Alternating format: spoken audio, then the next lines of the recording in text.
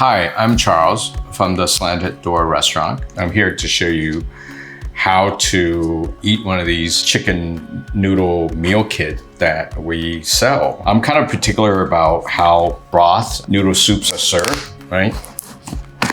And so you got a little shallot, jalapeno, noodle, and the broth. Typically, you want to have a little pot of hot water, and keeping everything temperature is kind of super important because it's all like in the temperature of the noodle and so on. And when we pack these, we actually measure the amount of fat that goes into these bowls. And if you don't take all the fat, it won't taste the same. I know it sounds like you shouldn't be eating fat, but lower fat is good for you. A Cornish squat takes about 6 weeks. These are 12 weeks. So the texture is definitely much, much different. And I love that. And so what I do is I warm it up. I just dip it in here without opening it. Just melt all the fat down, right? So that's sort of like the key. Then you have another pot for the soup. And you try to open this. And you don't spill it. You know, and just drain the liquid first, right? So quite a bit of chicken. We measure everything. We get you the chicken, the skin, love the skin. Even this type of chicken, the skin's different, you know? We're gonna set it on another burner. You put this medium heat. Do not overboil this thing because you're gonna evaporate. You will not have enough broth to go with the noodle. We pack you quite a bit of noodle. If you wanna eat less, you don't have to use it all.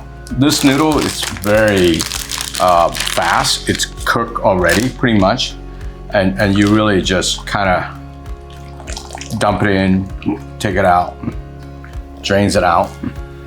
And you know, we pack typically a little extra more than you should have, just in case you want them. You don't have to put the whole thing. So you just come to temperature, like fish out all the chicken, splatter.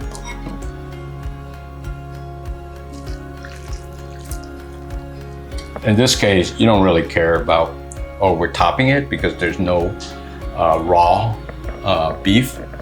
But the raw beef, you want it to just sit on top so you can have rare beef if you like.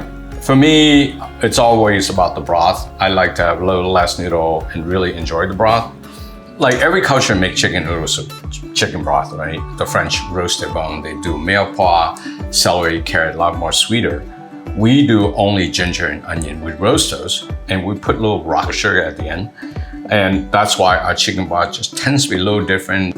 I try to keep my broth really clear. In fact, I try not to roast my onion too much. If you do make it at home, if you roast the onion too much, you got all that burn part, it's gonna make it, you know?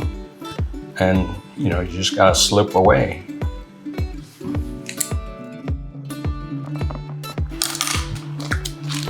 If you have bean sprout, mint, unfortunately, we can't pack all that with these to go, but lots are just beautiful.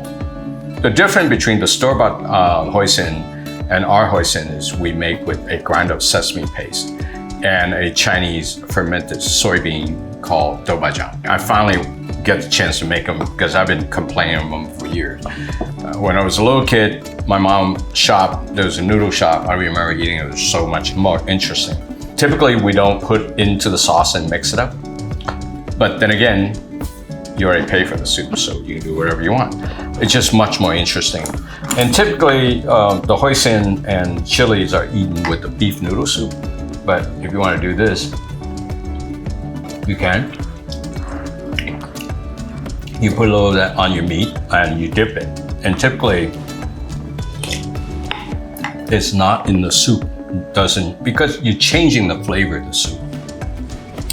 The only thing in Vietnam is that you go to a noodle place, you just ask for more fat because you just want to feel more fatty, so you ask more for fat. You can feel actually, in a beef noodle place, you can ask for a extra bone marrow and the top layer because they cook the broth every day and the marrow and the fat flow to the top.